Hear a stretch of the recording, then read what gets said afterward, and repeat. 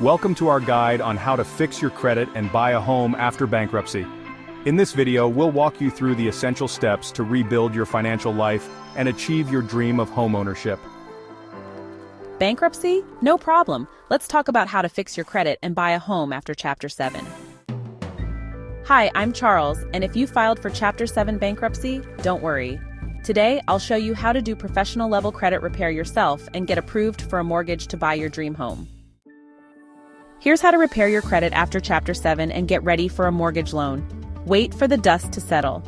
After your bankruptcy is discharged, it will stay on your credit report for 10 years, but its impact lessens over time. Most lenders, like FHA, only require a 2-year wait before you qualify. Bring your 2-year dust settle point. You cannot be late on your new established credit you started. If you do, you have to wait another 2 years before you can buy a home. Check your credit report. Go to annualcreditreport.com and download your report. Make sure all debts included in the bankruptcy show as discharged. Also, check with your local property appraisal office to make sure the lender sold the property you got foreclosure on, because you cannot purchase a new home until that home is sold. If not, dispute it with the credit bureau. Rebuild your credit. Start with a secured credit card. Use it for small purchases and pay it off in full every month. Consider a credit builder loan from your local bank or credit union. Pay on time, every time payment.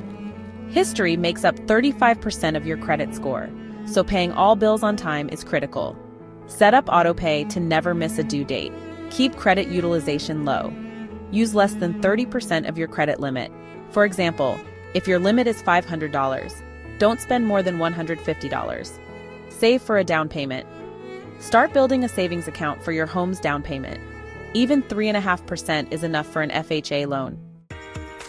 Here's the inside scoop. FHA loans are your best bet after bankruptcy.